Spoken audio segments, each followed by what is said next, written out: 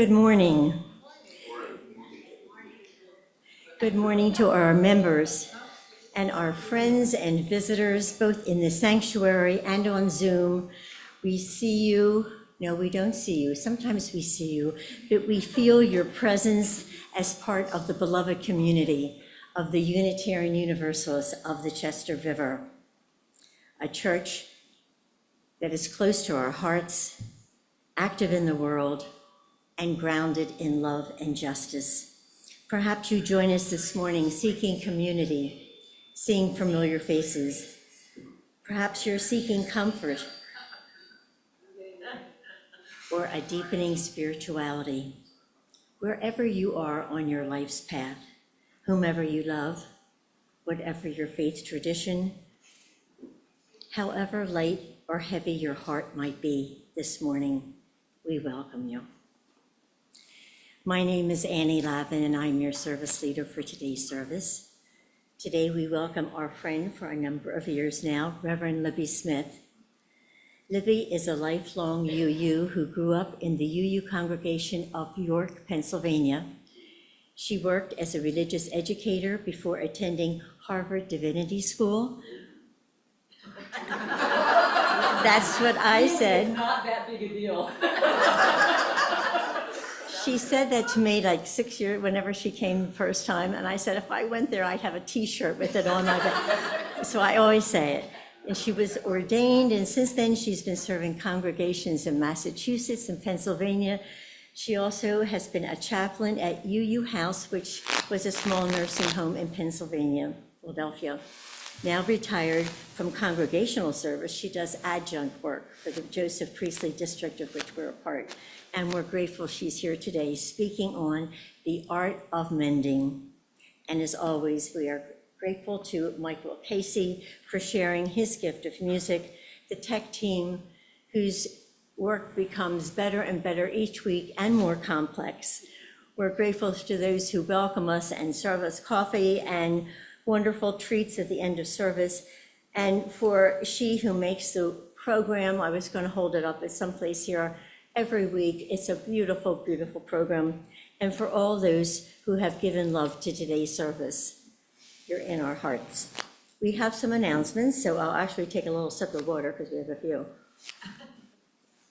The UUCR team, tech team, is looking for those who have interest and are able to help them streamline the Zoom and HIM projections, as well as being part of the team. Please contact John Ramsey if you're interested. The leadership development is looking for just a couple more names to be part of let me start this again. We have May 3rd, we have our congregational meeting, and we will be having our slate. We just need a couple more names for that. And so we would love you to be part of this. So sign up, see MQ Writing, if you will. Social Justice Committee. Today, after the service, there is going to be a luncheon. Please stay and enjoy that. And we're going to be hearing from historian Kevin Hemlock. Now, Kevin is the mayor of Millington. He's a local historian. He was also editor of the Kent County News for a while. And his talk will be about the lynching of James Taylor that occurred in Chestertown on May 17th of 1892. The talk and the question and answers will be about 40 minutes long, and it's really an important talk to hear, important information to take in, to know about, so plan on staying if you can. Next Saturday from 1 to 5, the Social Justice Committee would appreciate any extra UUCR volunteers to assist with the UUCR table at the Delmarva Pride Festival tent at the court. Oh, geez, I'm sorry, Linda, I thought I had this down. Festival, it's at the Pride at Wilmer Park. Do you all know what I'm talking about? Yes. Can we say that even better?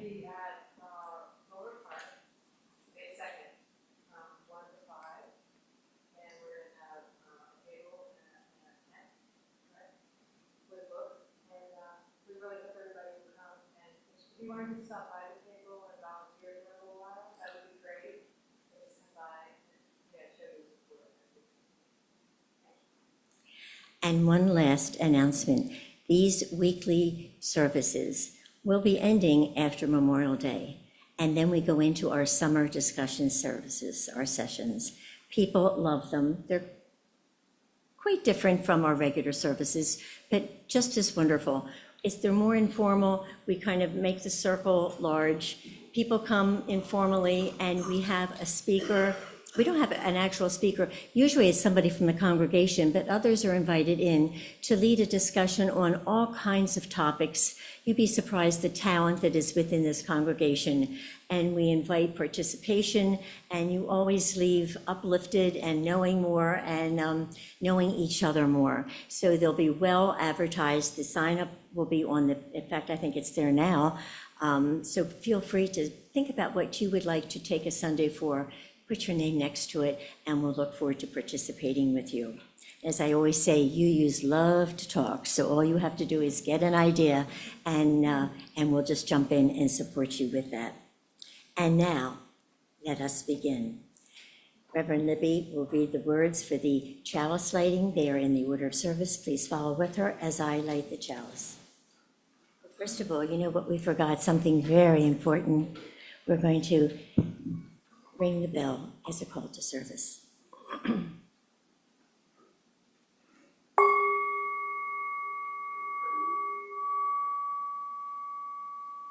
Listening as the sound fills the sanctuary, letting our hearts and mind open to each other to receive all that this service will bring. And now, we will light the chalice.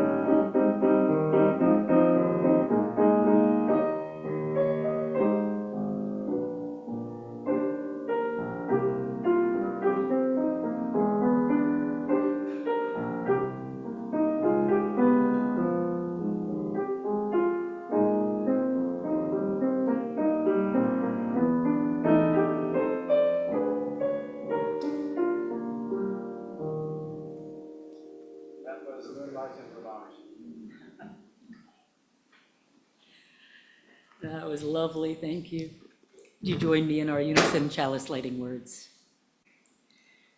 Out of the flames of fear, we rise with courage of our deepest convictions to stand for justice, inclusion, and peace. Out of the flames of scrutiny, we rise to proclaim our faith with hope to heal a fractured and hurting world. Out of the flames of doubt, we rise to embrace the mystery, wonder, and awe of all there is and all that is yet to be. Out of the flames of hate, we rise with the force of love, love that celebrates our shared humanity. Out of the flames, we rise. Let's join together in singing hymn number 38 in the gray hymnal, Morning Has Broken.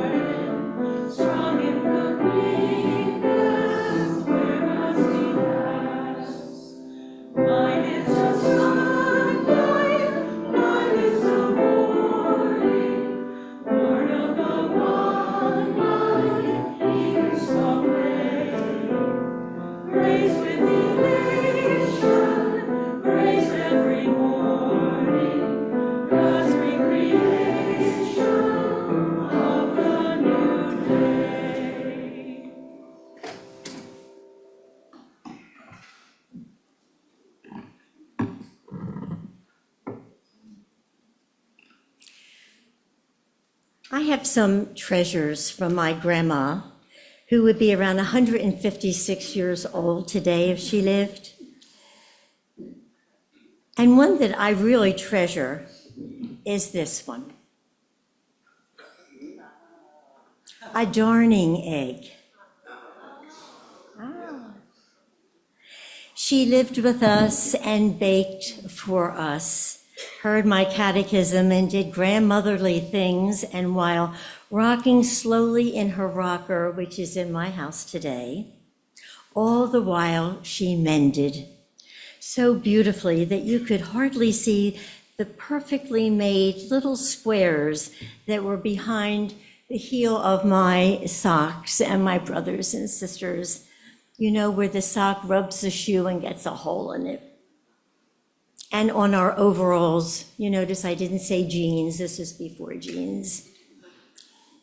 There was nothing she couldn't bring back to life and fix and make beautiful in our eyes, even our dolls and stuffed animals that we love to death. And she found their original beauty and added some of her own. As I grew up, I realized that she was among a number of artistic members in our family, for there was another dimension to the work she did with a needle. As a seamstress extraordinaire, she could see a dress on a mannequin in a window and come home and sketch out the pattern and sew it into being. But I'm speaking now of her light that shone so brightly as she engaged in the art of mending. Certainly clothes, but you know it also extended to hurt feelings and later broken hearts as well, and whatever else that might need the touch of a lovely, wise woman, a mender, used to making things whole again through patience and skill and love. Let me share what author Elizabeth Berg says about mending from her book, The Art of Mending. As for mending, I think it's good to take the time to fix something rather than throw it away. It's an antidote to wastefulness and to the need for immediate gratification.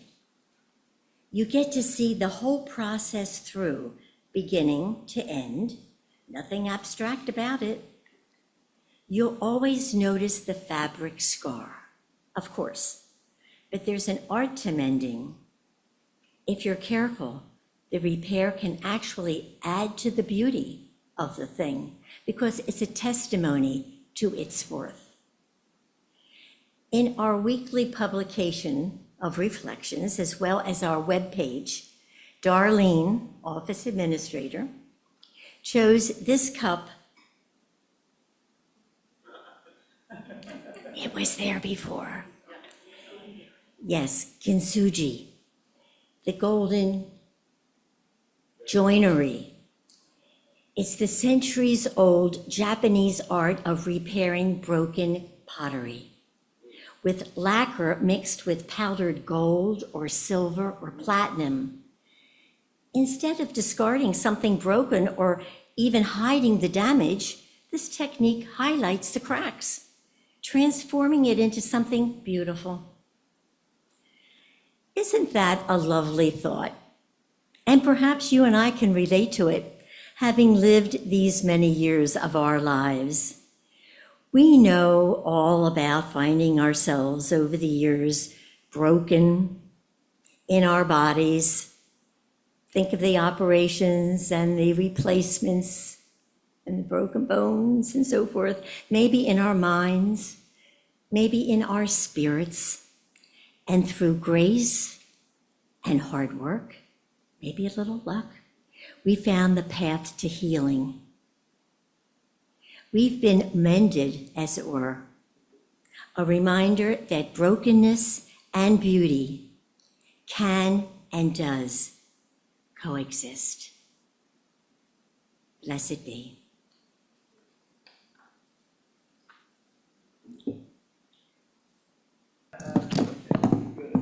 Some stories keep giving and giving and giving, and that was placed perfectly in our service this morning because now we're about to have the offering.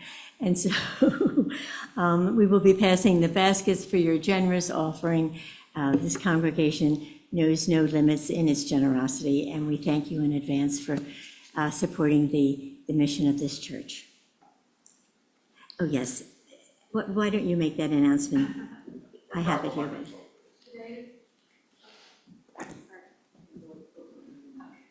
Yes. I just wanted to say that today's offering is going to Sumner's Hall and the James Taylor Justice Coalition. So we'll hope you'll be generous in your support.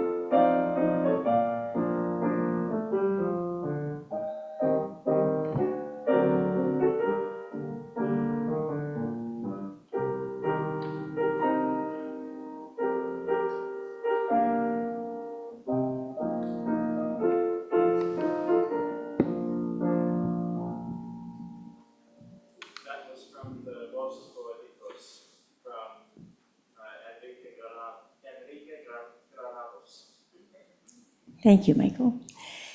Next is the responsive reading. It's the insert in your order of service.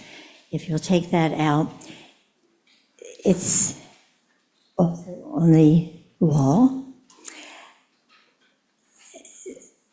It's anonymous. It's actually from bits and pieces of lots of good things that I read and just put together as a responsive reading. So we'll just call it anonymous. Lots of good hearts in here.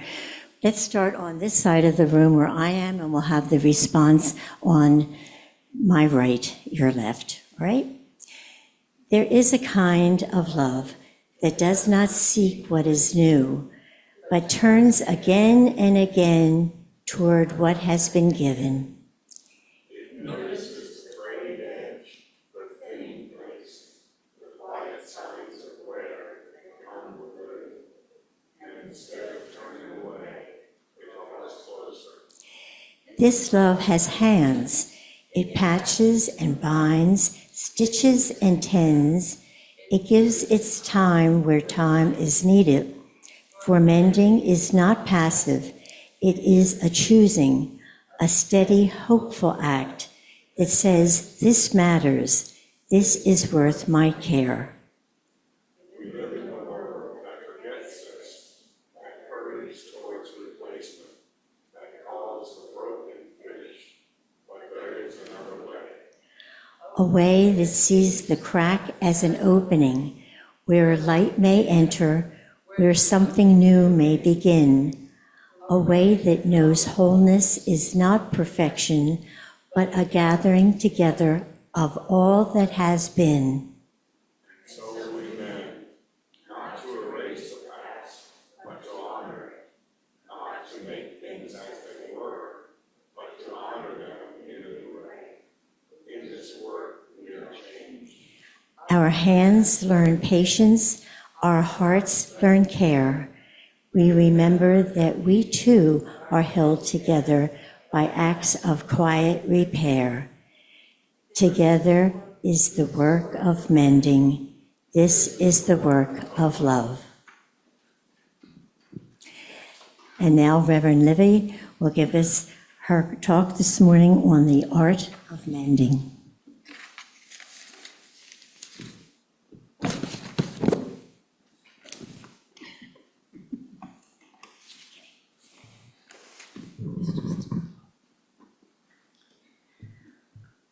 About 30 years ago, my mother, I'd loved hearing you talk about your grandmother, because I'm talking about my mother. She knit slippers for my sister and for me. She knit them out of heavy worsted wool combined with a strand of mohair, and then felted them, so they were very thick and very warm. Mine were purple and my sister's were blue. And I have one here to show you. And you can see that they have been well worn. The yarn on the bottom gradually wore away, and now both of my slippers have holes that are threatening to continue to unravel and become larger holes, and so I haven't worn them for years. I keep them tucked away in the cedar chest. But my sister's slippers are another story. They were the only thing that kept her feet warm enough in the winters in bed in upstate New York. And she brought them to me knowing that I had at least some experience in darning socks. Not nearly as skillfully as your grandmother, I'm sure. So at first I darned the holes in the bottom of her slippers, carefully weaving the yarn in and out to fill in the worn out spaces. But then a few years later, she brought them back to me. There were new holes, and the original darned patches were beginning to wear out. So I darned them again more thoroughly. By then, there was probably more of my yarn in the soles of those slippers than there was of my mother's original yarn, but I got them wearable again. A few years ago, we went through this one more time. And this time there just wasn't enough left to darn. There was nothing for me to catch the edges of, to connect my yarn to anymore. So finally, I took some felted wool that I had made out of one of Mom's old sweaters and used it to patch large areas in both the toe and the heel of each slipper, and then cut up an old suede jacket and sewed actual soles onto the patched and mended slippers. It was just like the story of the tailor. Each time I thought they were all worn out, and then I found just enough left that I could find some way to mend them, until finally all of my acts of mending made the slippers more durable than they had been in their original form. I like to think my mother would approve of this process. She was a thrifty soul, a child of the Great Depression, who grew up in New England hearing the old mantra, use it up, wear it out, make it do, or do without. I think she would be tickled to know that those slippers are still keeping my sister's feet cozy. And writing about this got me determined to do the same to my own pair so that I can continue wearing them as well. But I realized that the act of mending those slippers for my sister, not just once, but multiple times, and the act of figuring out how to make revisions to the process each time that would extend their life, wasn't just good for the slippers and good for my sister's feet, it was good for me. I had the deep satisfaction of knowing that I had tended well to something of value. Now, maybe not much material value, at least by the standards of today's world, but of emotional and personal value. I had cared for those slippers, and in caring for the slippers, I had cared for my sister and for our memories of our dear mom. As Elizabeth Berg wrote in her novel, now the quotation is gone, but I have it. If there's an art to mending, if you're careful, the repair can actually add to the beauty of the thing because it is a testimony to its worth. The slippers now contain Mom's work, my work, and additional pieces of things that had belonged to Mom. Worth upon worth upon worth. Now, I used the term throwaway culture when I wrote the description for this sermon, and then I decided to do some surfing around on the internet to see what people had to say about throwaway culture.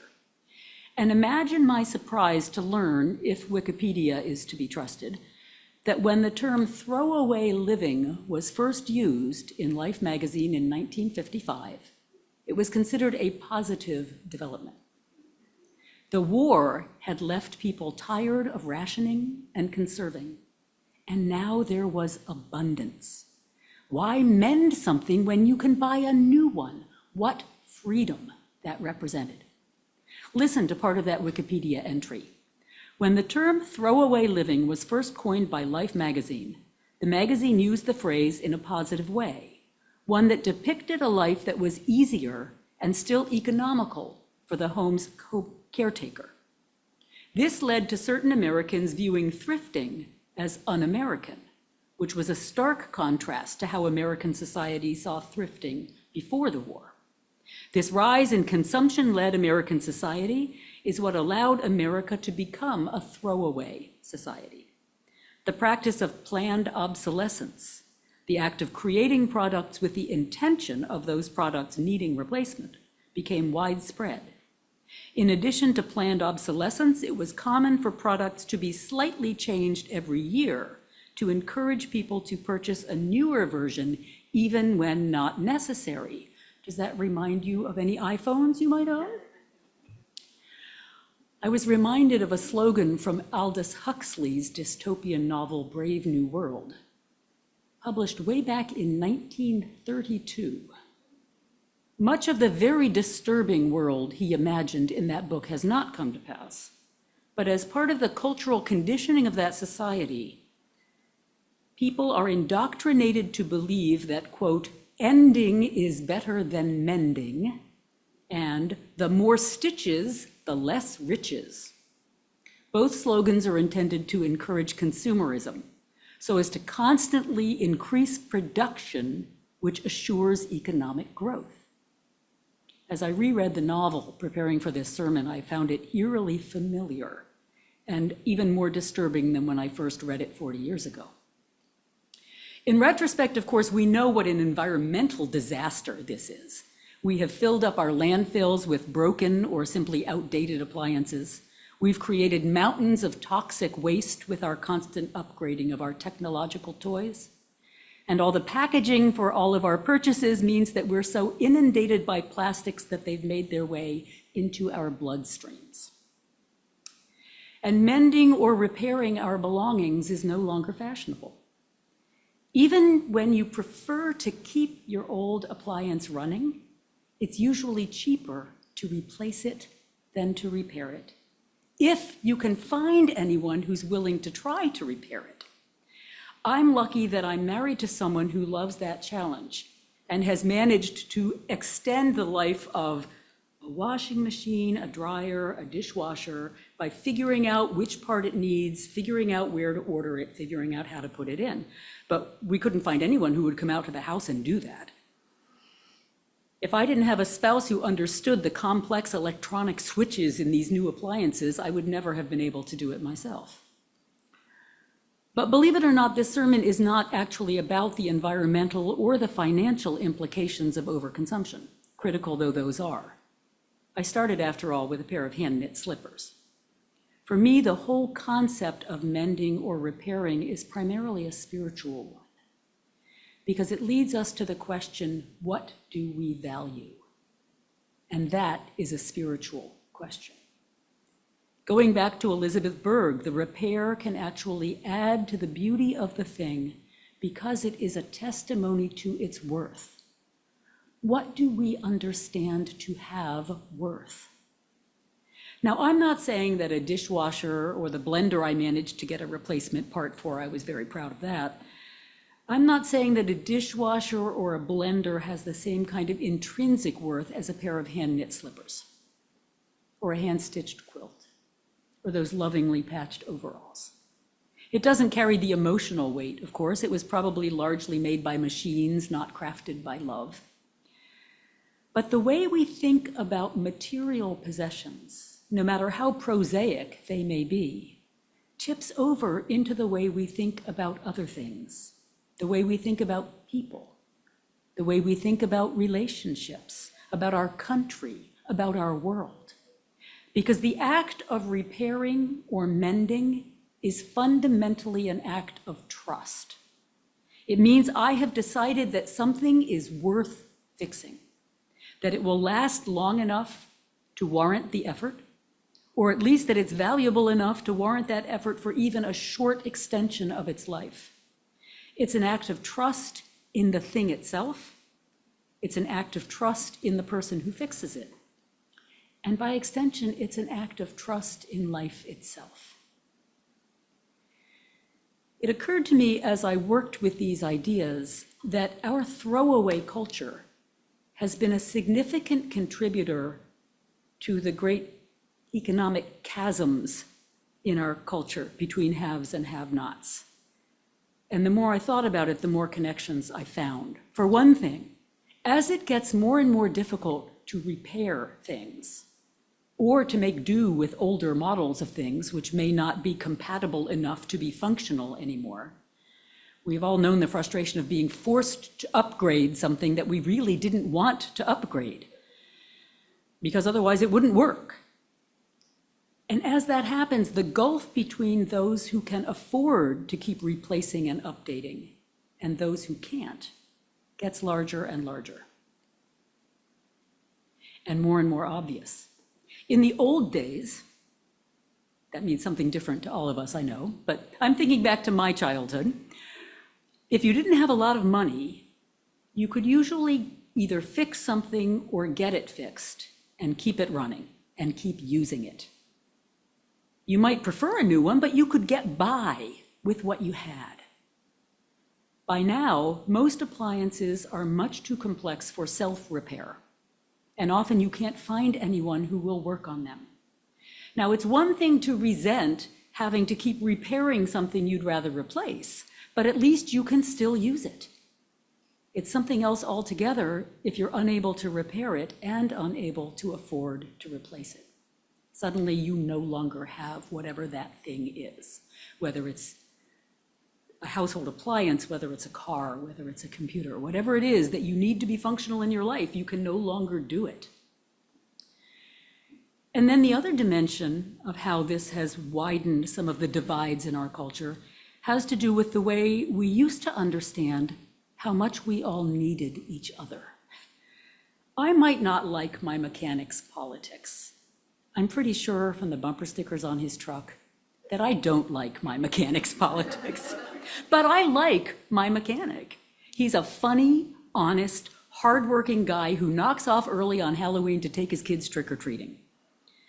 He takes good care of my car. I need him. And yet I know if I didn't need him, I would probably never have met him, much less gotten into the kind of conversation that allowed me to appreciate his warmth and his humor.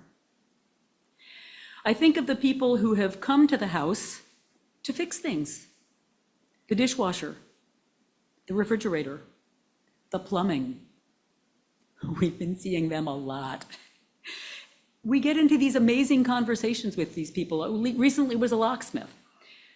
They're so patient with my husband, who loves to watch and learn, so he's over their shoulder the whole time, and they'll explain what they're doing and talk about where they found the parts and let him be both customer and,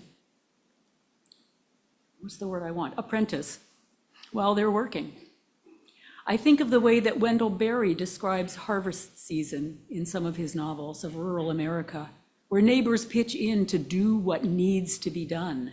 Sometimes they do it out of love and respect. Sometimes they do it even in pointed dislike. But still, they show up for each other out of simple humanity because they know they need each other. And because they know that neighbor they dislike will show up for them when they need help.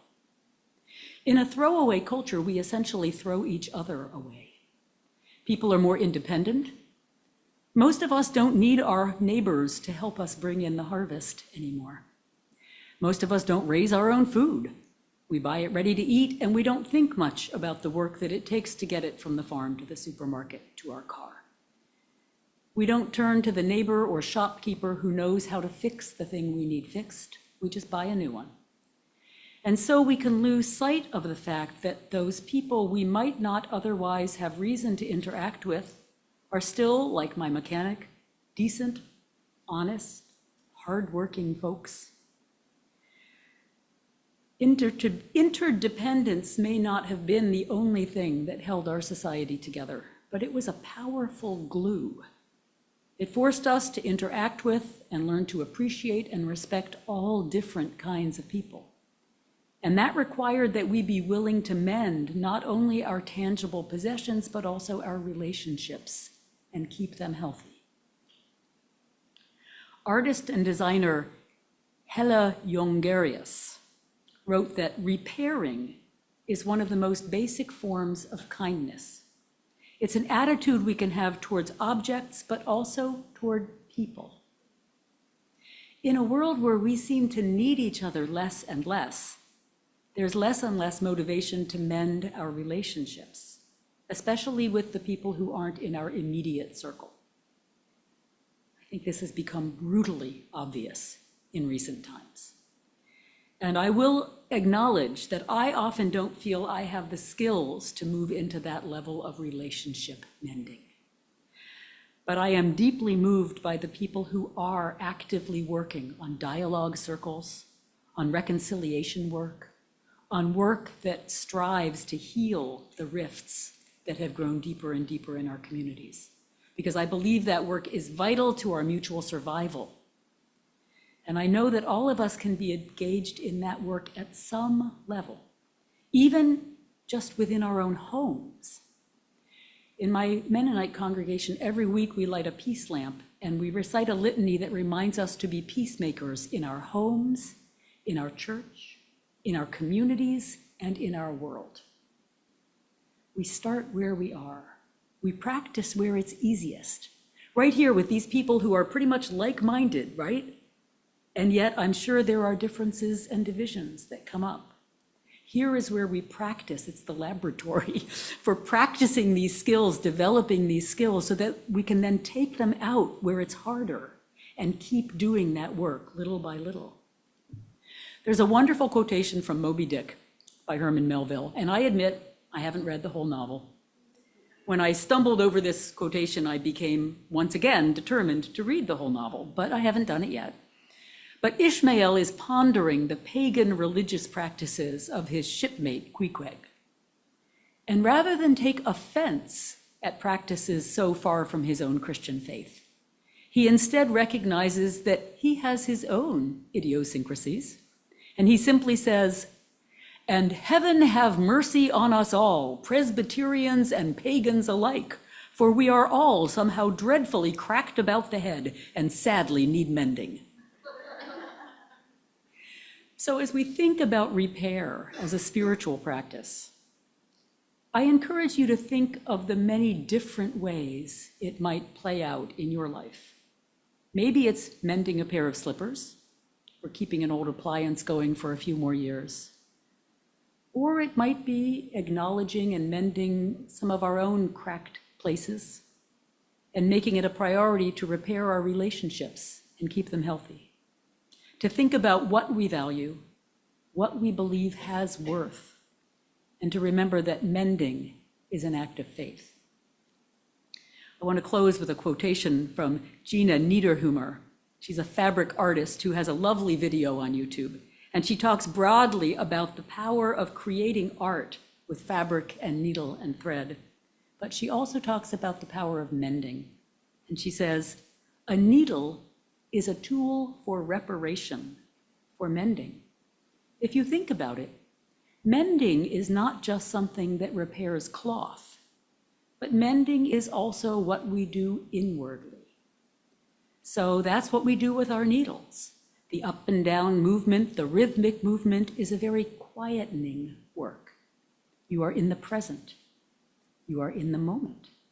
You sit and you stitch. You have a lot of time to think. There is a way, and in a way, the needle's work has kind of become that path for me. And she closes by saying, "Just trust in life and stitch. It will be fine." I can't promise you that everything will be fine, but I join her in believing that we need to trust in life and stitch, whether our stitches be literal or metaphorical, to mend what we can in ourselves and in the world around us, and that the very act of mending brings a healing of its own.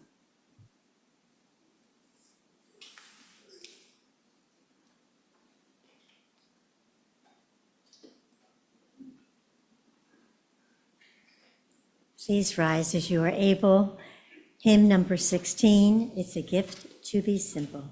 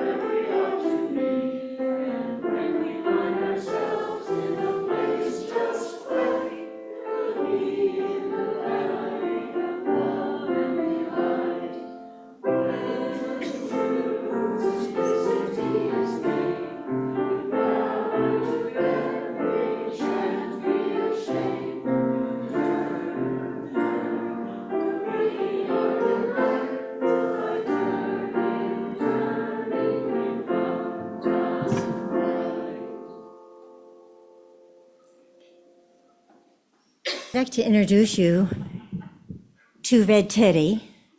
He's a member of my family for 50-some years. I knew him in his heyday. He had thick red plush, twinkly black eyes, good frame, good physique, walked tall with pride. He's changed a bit, but I kind of think he's still a fine-looking bear. I brought him today as I read some closing words from The Velveteen Rabbit by Marjorie Williams. See if you agree. Generally, by the time you're real, most of your hair has been loved off, and your eyes drop out, and you get loose in the joints. But these things don't matter at all, because once you are real, you can't be ugly, except to people who just don't understand. For those of you who may be feeling a bit worn out, maybe looking from time to time a little worn out, it's a sign that you're real, that you've been loved an awful lot. Maybe you've been mended a little bit like this guy. And the best thing is that you haven't been discarded along the way for a newer model. And now we'll read the words as I extinguish the chalice. They're in your order of service. We extinguish this flame.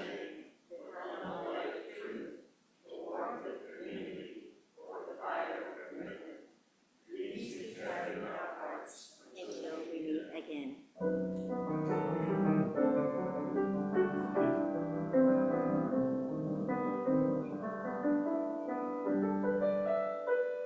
Go lifted up, love bless your way. Moonlight, starlight,